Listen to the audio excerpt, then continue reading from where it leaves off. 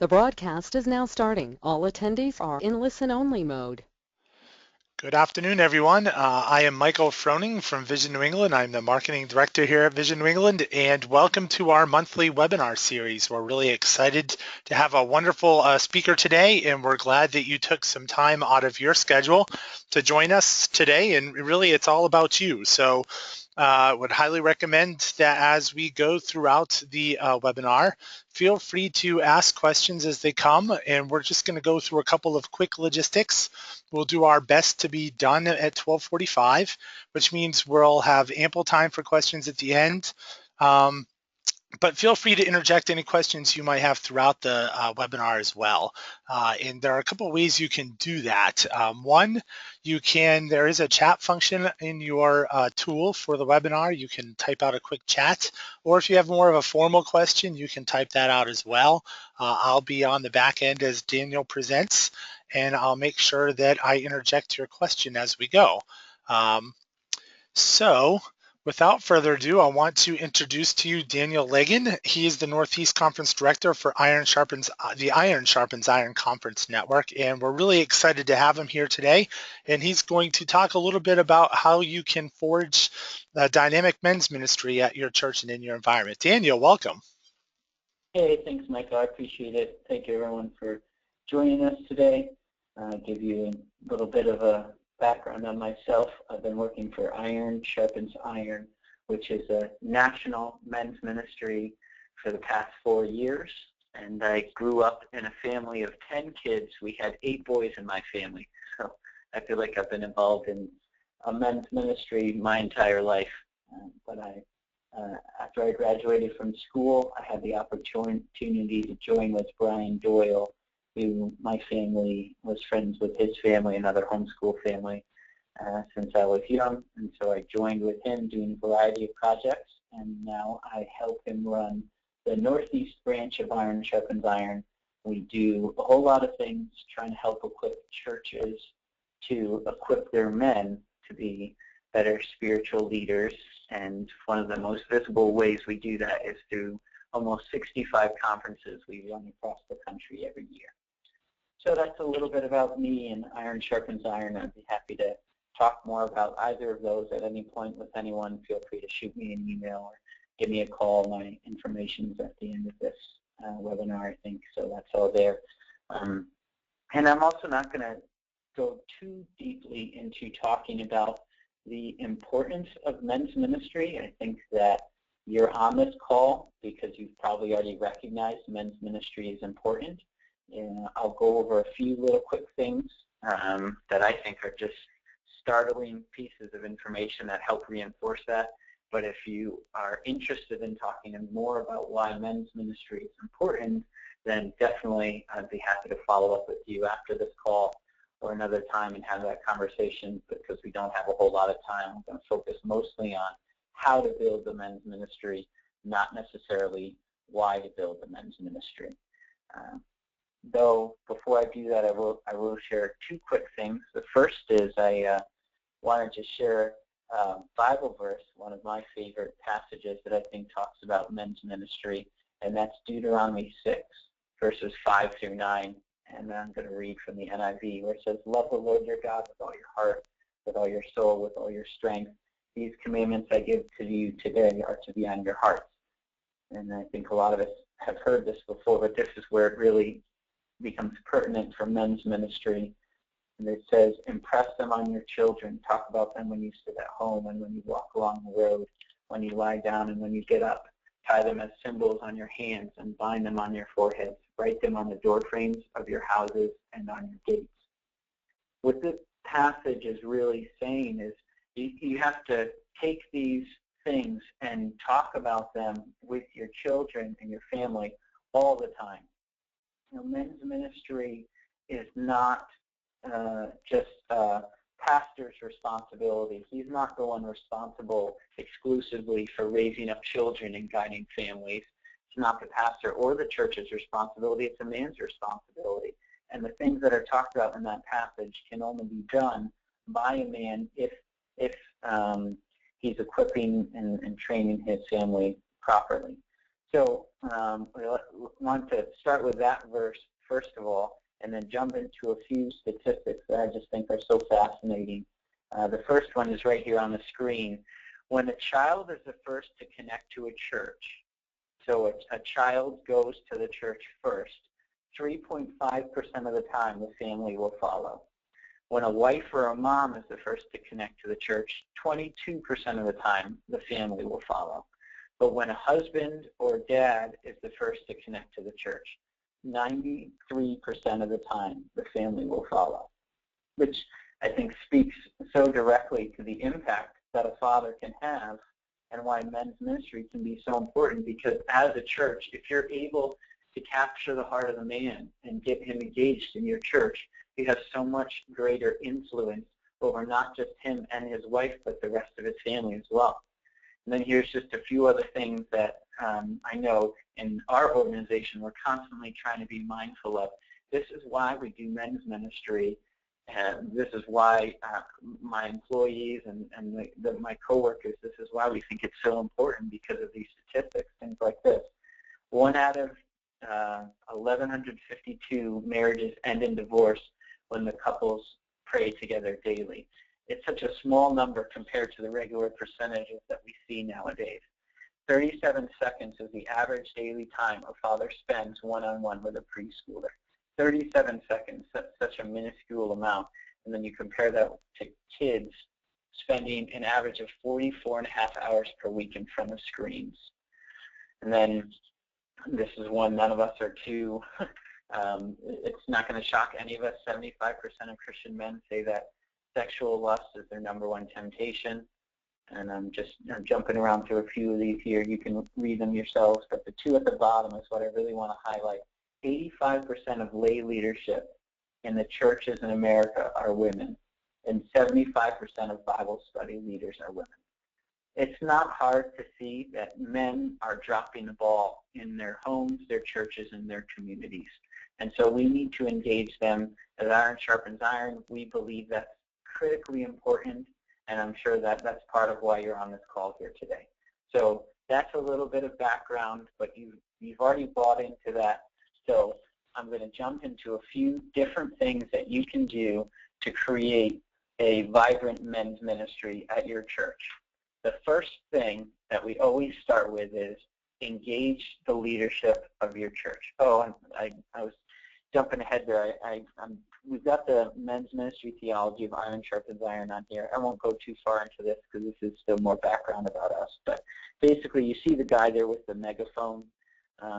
That's Iron Sharpens Iron. We're not trying to go as an organization directly to the men. Our goal is to equip the local church, to equip the man to impact his family, to impact the community.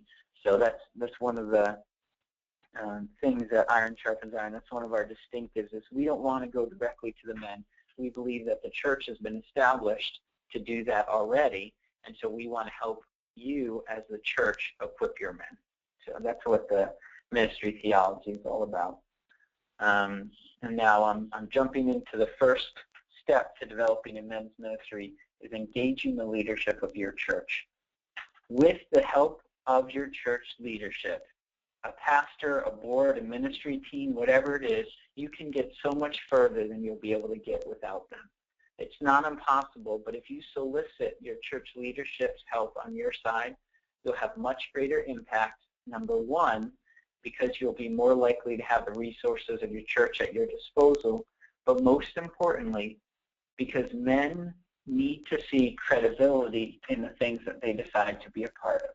So when the church stands in front of you or behind you and says, this is the man that's going to be doing men's ministry things at our church, it automatically paints what you're doing in a different light. The men are going to say, wow, this is something that I respect, because people that I respect, the leadership of the church, are supporting this person. Without that credibility, it's very difficult to engage men. So that's kind of the number one first thing that we always say is make sure that you get the leadership of your church on your side. Because we don't have tons of time, I'm only going to talk about 4 major things today, and that's the first one. Engage the leadership of your church. And then the next three things are what I call the big three of men's ministry. Number two is develop a masculine context. This is so important and probably not as difficult as you might think.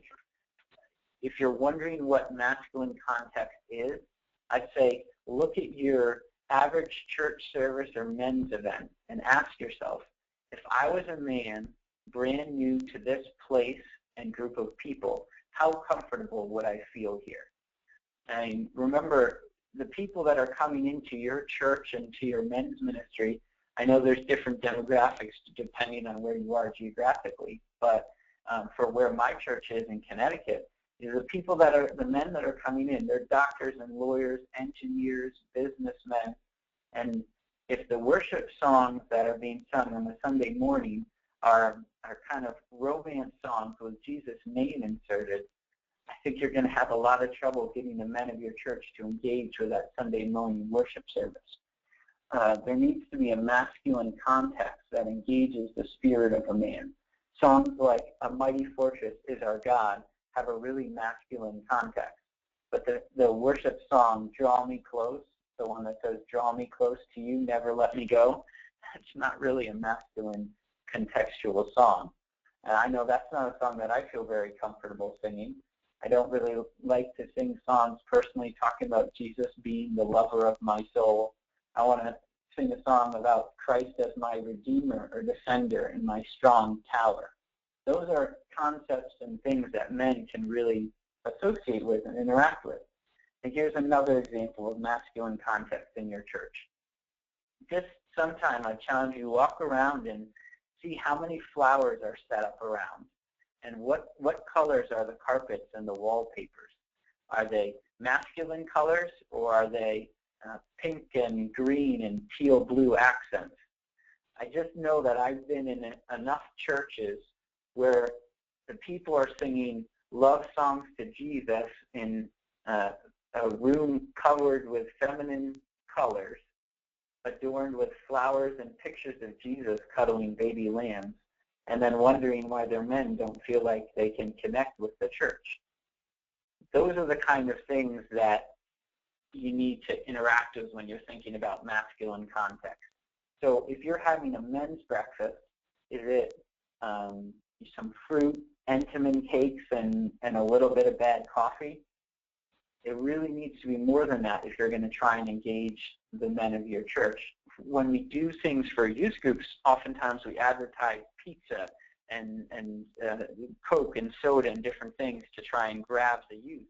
But we should be doing the same things for men's breakfast. The men's breakfast should be an uppercase, capital letters, men's breakfast. Sausage, strong coffee, and lots of it. If you were to just try and do a men's ministry type event, I have never seen this fail.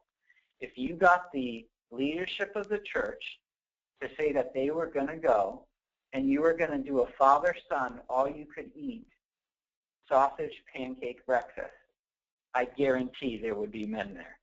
That's masculine context, sausage, pancakes, all-you-can-eat breakfast, and credibility because you have leadership of the church that are going. But you have to make sure, if you do something like that, you cannot run out of food because men will give you a shot to prove that the credibility is there. But if you miss that shot with the men, you're really going to have a hard time building it back up, which leads me to item number 3. I mentioned engaging the leadership of your church, developing a masculine context, and then this next one, everything you do needs to be worth a man's time.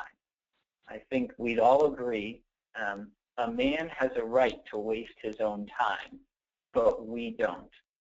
And that goes back to the thing. If you promise all you can eat breakfast but don't have enough food, then a man is definitely going to take away some of the credibility that he gave you and your event. Never, ever, ever try and trick men into going to something. How do you feel when someone tells you that there's going to be a certain kind of event and then you show up, but it ends up being different than you expected? Always tell men what the event is going to be like how long it's going to be, what the expectations are, and don't deviate from it. At our Iron Sharpens Iron conferences, we advertise that they end at 4:55 p.m. And a lot of people are like, why do you do that? Why do you say 4:55 p.m.? Why don't you just say 5 p.m.? But we do that so that men know we're not going to take any more advantage of their time than they signed up for. We said we'd be done at 4:55, and we make it one of our biggest priorities to end the day at that point, because men have developed a plan, they have a strategy, and they want to know that we're going to respect their time. And so when you're doing something men's ministry, everything needs to be worth the man's time, but you absolutely need to respect their time as well. And if you convince them to come, you need to make sure that they'll come again. Just 2 weeks ago, I got a code red email alert on a Friday night from my church saying that a widow was moving the next day and desperately needed help. They only had 2 people who were going to be available to help her move.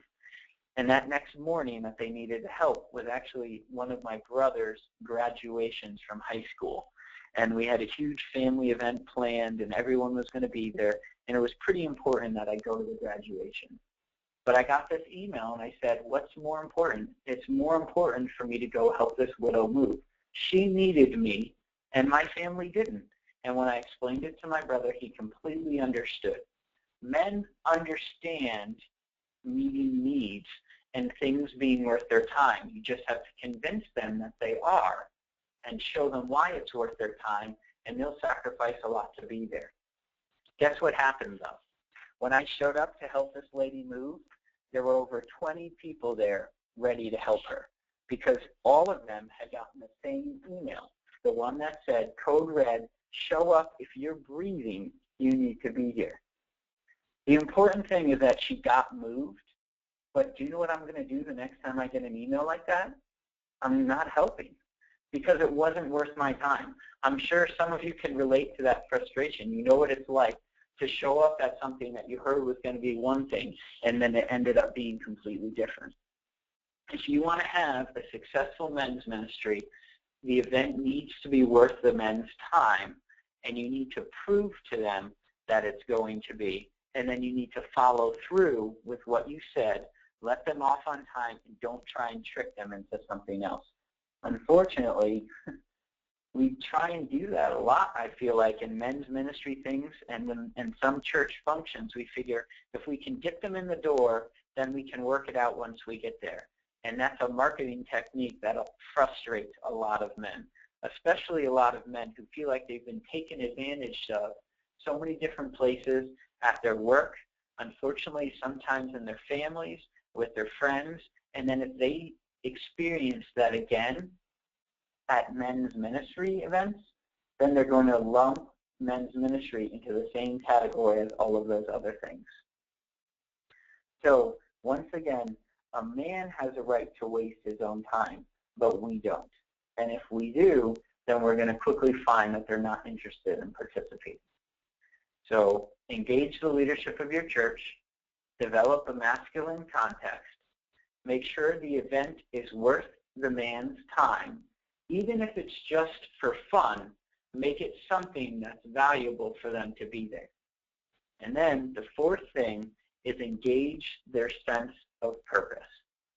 Men have a distinct sense of purpose that they want to fulfill. If you give a man responsibility and then depend on him, you will find that men will regularly step up to the plate and follow through.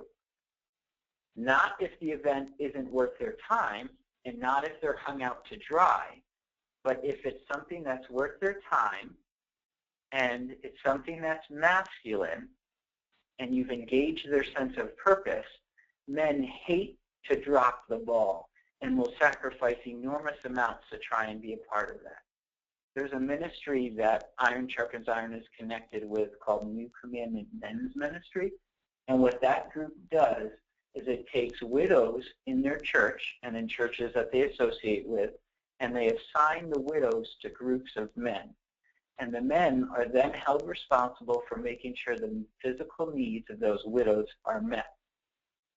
I love what they do because this group has created all three of these big three of men's ministry by doing this, by assigning these widows to the groups of men.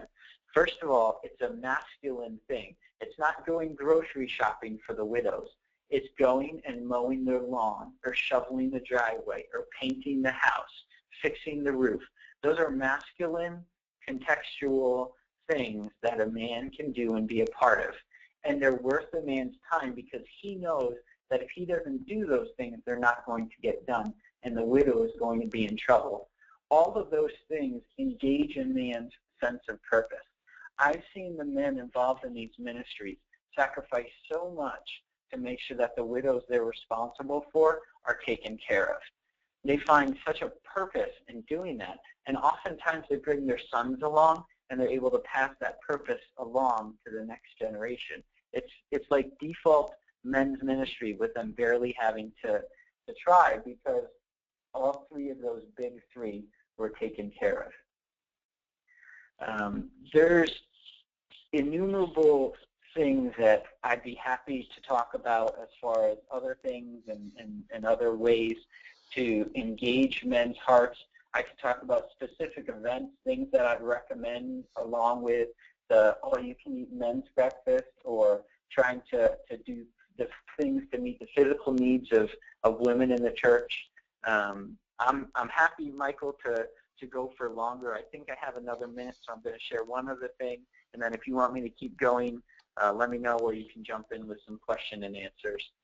The one last thing that I'd mention is whenever you're doing things with men, and this goes back to the credibility thing, always try and find some of the guys in your church that are highly respected and the ones that men really look up to, and try and get them on board with things that you're going to do before you send out a general email.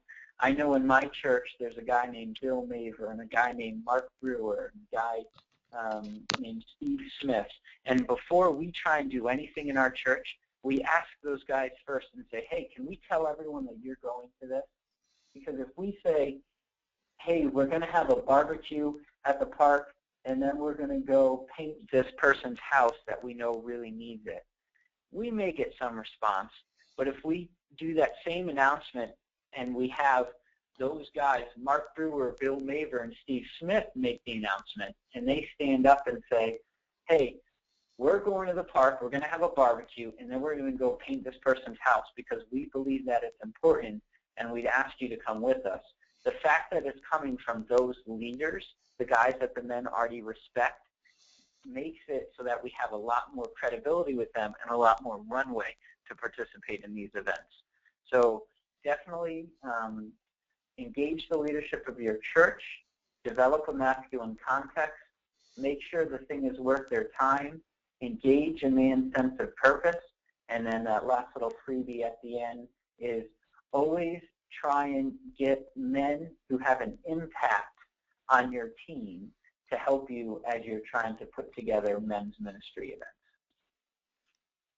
Oh, good stuff, Daniel. Thank you so much for encouraging us and giving us some great information.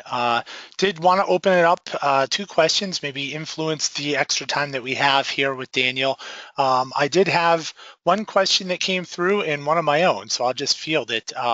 Quickly, Daniel, one person asked that their men's ministry had kind of been vibrant, went out really quick, and had a lot of participation, and it just kind of died. You know, in your experience and working with other churches, you know, what are some of the techniques, or where do they start to revamp it and refresh the ministry? Sure. One of the things I would definitely start with is see if you could talk with 1 or 2 of the people that you know had been part of the ministry and say, hey, what's going on? You know, I know this was going good. Did something in particular happen, or did it just kind of get boring? Because that can happen sometimes when we're involved in something long enough. Then we get the, we feel like, you know, I've done that for a while, and real life creeps in, and there's the soccer games and work and everything else. Ministry can be tiring. So sometimes people drop out after a while. So I definitely say connect with a few people, see if you can figure out what's going on with that. And then I would say try and sprinkle in two different kinds of things. One is things that are fun, things that men are doing anyway that will be enjoyable for them. And whether, I know my church, one of the best parts of the men's ministry at my church is that they play basketball every Saturday morning. And obviously that's not everybody. Everybody's not going to want to play basketball. But there's a core group of guys that meet every Saturday morning and play basketball together. And that's just regular life-on-life interaction that they're doing. And that's great, because that's men's ministry without them having to meet in the church or go do something hugely significant. They're just enjoying being together. And so I'd really say if it feels like the men's ministry has gotten stagnant, then try and find some things that the men can do together that they would be doing automatically, just so they can get some life-on-life interaction and continue to grow together. And I'd also say sometimes one or two service-type or missional-type events can really help put some glue together for the men. And I'm not trying to advertise for our organization, but that's one of the reasons we do our conferences, because men can really gravitate towards a mountaintop experience, and it can mean a lot to them, and it can throw a lot of fuel on a fire that's dying out. And so I would encourage you, don't have to go to an Iron Sharpens Iron conference, but look at an event like that, or taking a weekend away, or going camping, and seeing if something like that might be something that the men would jump on board with. Boy, it's a great comment. I think we can all remember back to the Promise Keepers days, and I know our church brought a ton of men to that type of event, so good feedback. We did have another quick question. I'll ask mine first while I get this, but Daniel, I wonder if you could talk a little bit about how to engage volunteers in a men's ministry, how you actually pull some of these key people into the men's ministry who otherwise maybe they're not as interested in men's ministry. Sure. I mean, one of the first things is, it's not easy. If it was, we wouldn't have to do a webinar on it, because it's something that people struggle with, and it's difficult, and people have busy lives. So there's not many guys who are coming knocking on your door saying, hey, I want to get loaded down with projects, and I'm happy to do whatever it is that you need. And so if you do know some of those people, actually send me an email, and I'll be happy to contact them for some help with some projects that I've got, because it's difficult. Everyone's busy, and there's not a ton of volunteers jumping up and saying that they want to do that. But that's one of the reasons that I started with some of those statistics at the beginning, because every time I read those things, it reminds me of why this is so important. Men's ministry is not a side battle or an insignificant skirmish that may or may not make a difference in people's lives.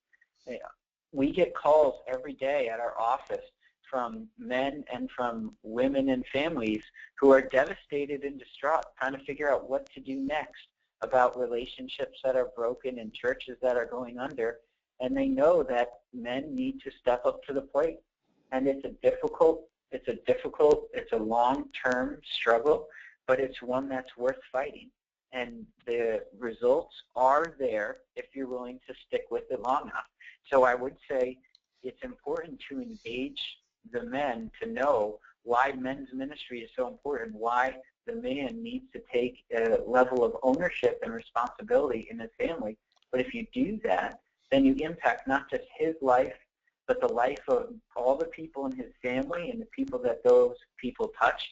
It's a significant impact. So oftentimes I found that can help encourage some people along. And then the other thing is they need to know that they're not in it on their own. It can't just be the kind of thing where we say to somebody, oh, you're willing to take on this project? Okay, well, I'll check back in with you in 6 months and see how it's going. One of the best ways to get some volunteers is to have a number of them, making sure none of them are doing too much, and making sure they know that you're laboring with them.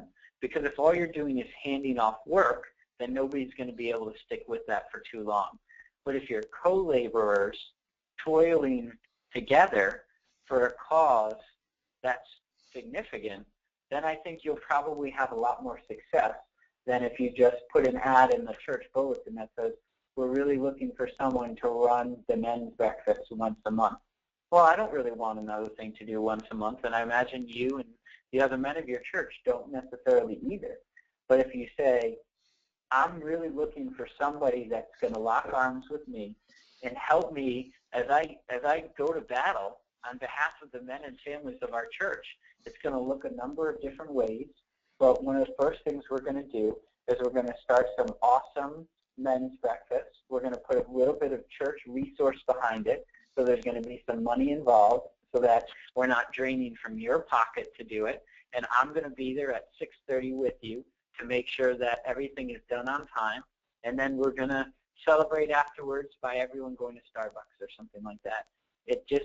A lot of it is the priority that you place on it will help show men that it's valuable. I know I'm going on this for a while, Michael, but I just want to say one other thing on it too. Is a lot of men have been burned by helping out with something and feeling like they gave a lot, and then it just ended up not being worth their time. So you really have to show them that you're not abandoning them to the wolves. You're not throwing this on them and then leaving them. You're going to join them in it with them and work on the project until it's finished. And I think that makes a big difference. Does that make sense, Michael? Yeah, absolutely. And I think it's a really good transition to a question that Chris asks. And, I think the answer really is dependent on the church and the environment. But in your experience, what's the end game to a successful men's ministry? Is it to build small groups? Is it to disciple one-on-one, simply connect, have fun? What have you seen other churches use as kind of how they evaluate their men's ministry? Sure. It's a really interesting exercise that we've started doing when we've interacted with pastors. We'll say to them, how many people go to your church? And, let's say they say, 400. And we say, okay. And how many family units are in your church? And they may have a guess, but oftentimes they don't really know. They know how many people are in Sunday school, they know how many people are in church, but they don't really know how many family units are going to their church. And the end goal in men's ministry, and this goes back a little bit to that ministry theology that we had. I don't know, can you put that back up on the screen, Michael? The picture of the guy with the megaphone.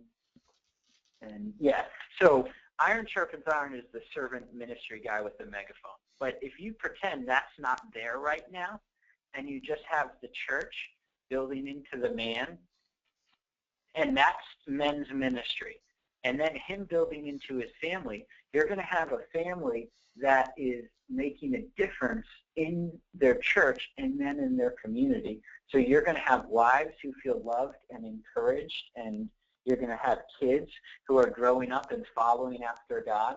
And in those statistics that I showed at the beginning, some of those were relating to 80% of youth active in evangelical churches believe that truth is relative. But you're going to be able to make an impact in that. 85% of lay leadership in the churches in America are women. You're going to be able to help turn that number on its head. 75% of Bible study leaders are women. You're going to be able to take that number and switch that up. So it's not going to be in something directly overt that you're going to see right away. You're not necessarily going to see tons of people coming to Christ, or you're not necessarily going to see the church grounds, be perfect. I don't think that's what the goal of a successful men's ministry is. It's vibrant families and marriages that are growing and being encouraged and striving after God. And even though you won't see that right away, it's going to make a huge difference in the longevity of your church and the endurance of the faith who go there, of the people who go there, because they're connecting with the way that God intended things to be. And that goes back to Deuteronomy 6 that we talked about at the beginning. Those men that you're interacting with are going to be impressing the commandments on their children, talking about them when they sit at home, when they walk along the road, when they lie down, and when they get up. They'll tie them as symbols on their hands and foreheads. They'll write them on the door frames of their houses and on their gates. So you know what? You might not see it right away in the men's breakfast or things like that. But when you go over one of those men's houses, hopefully you'll see the family interacting in a better way, and you'll see the marriages begin to form again, and divorced couples will get back together, and things like that you weren't seeing before. So it won't be an overt, you might not see huge numbers in the church increase, you might not see the tithes go up, but what it's really about is strengthening the members of the church and allowing them to be the church itself. Yeah, right on. And I think I would also add to that. I mean, I've spoken from a true administrator here. Asking these questions with your leadership team are really good. And I mean, I think the answer to that question is really whatever your leadership team wants to create that in. And it's a great beginning question to ask when you try to engage the leadership of the church from a men's ministry perspective. At the end of the day, what do we want this ministry to achieve? I mean, what's a win, right? I mean, I think that's a really healthy question to ask right away. And you can definitely tweak it too. You know, there may be churches where there's a huge need to interact with the men on an issue like sexual integrity, or there's a huge issue for them to interact with their, the issue of pride or something like that. And so there's the opportunity to tweak your men's ministry based on the need that's going on. One of the big things we're trying to help promote right now is something having to do with prayer. And so one of our goals is to help men's ministry equip their men to be prayer warriors, which is not something you think about too often. So that would be an area where you could see rapid growth. So you're right, Michael. You can definitely interact with it on an individual basis to meet the needs of that particular congregation. And I love the idea of having a variable ministry focus each year. You know, that's actually something we've seen in very successful churches at Vision New England, is that they usually bring the whole church around a ministry focus or a key connecting point. And I think it's a really good transition to this last question that Chris also had, is this idea that, for a successful men's ministry, how do you appeal to such a mass audience of men, from 20-somethings to older groups? Do you have one event that appeals to all, or do you have smaller events that appeal to different demographics throughout the year? Well, there's not a silver bullet, and some of it does depend on the sizes that you're talking about. But one of the key things, I think, is to just say, hey, we're making this a priority. And if you were to say as a church, we're making this a priority, we're praying about it, we're open to ideas, and here's the things that we know we can do well, and we're going to see what else people want to do. Speak into it, and we want to be able to interact with the men where they're at. I know that, easy things to do are like go on hikes, or to go to the beach, or to go on picnics, or to have barbecues, sporting events, to watch sporting events, I know a group of people that went just this past weekend to see Jurassic World as a group of men. And I'm not condoning or approving of that film necessarily, but that's not a bad idea, to take your group of men to a movie and say, hey, we're going to go watch this together. Who else wants to come? Or I'm sure that with some creativity, you can find events that will meet the different peoples the different demographics in your church. And if it's not, then open it up and give the men a platform to say what they would want to do and how they can do it. So that's one general thing. But I would say, I really would hope that in the end, a lot of men's ministry will end up in the Bible and in God's Word and in some sort of study that will hopefully bridge any demographic gap that you have. Because in the end, God's Word is what's going to shed light in the lives of these men. And even those studies by Dennis Rainey and men's fraternity and those different things are fantastic. If we're going to God's Word as a group of men, we will not be restricted by who's an artist and who's a poet and who's a writer and who's an athlete and who's a carpenter. It's going to relate to all of us. So I consider a lot of those other things extracurricular activities, and they are crucial to getting men on board. But I would hope that in the end, a lot of it would bring the men back to their common core, which is their Christianity, which can be met through the Word of God and through prayer and through interaction together on their Christian faith. Because in the end, if that's not there, a lot of it will just resemble a social club, which there's still entertainment and practical value from that, but it can go an enormous amount further and be of eternal value when we incorporate God in the mix. Yeah, absolutely. Good stuff. I also love the idea of maybe getting some sort of a ministry calendar together as well. I mean, I think that's just a great exercise. Like you said, engage the men in developing that. It's good stuff. Well, Daniel, I thank you again for your time. I think it was a very engaging webinar, taken from the questions, a lot for us to ponder and think about, and really do thank you for your time today. And Daniel's been gracious enough to provide his contact information. Please don't be bashful. If you had any follow-up questions, feel free to give him a call. If you want to learn more about Iron Sharpens Iron, I'm sure Daniel would love to get out more information on that with you as well. I just wanted to close out by just thanking you again and encouraging you to attend our next month's webinar, which we have a wonderful ministry. The Home for Good Network is going to be joining us and talking a little bit about how churches and ministry leaders can engage adoptive families in their community and in their ministry, and meeting a very tangible need in their community and showing the love of Christ through that. So I encourage you to kind of think about that and attend next month. We would love to have you. And just wanted to close out this time in prayer real fast. And again, thank you, Daniel, for your time. Lord, we thank you, Father God, that you've woven men to be different and special, and that, Lord, you have a task for us. And Father, I pray for every single ministry here. Lord, we thank you for Daniel and the Iron Sharpens Iron Network. We thank you for what they're doing in New England and how they're encouraging churches to grow and develop disciples and strengthen men and encourage us to sharpen one another, Lord.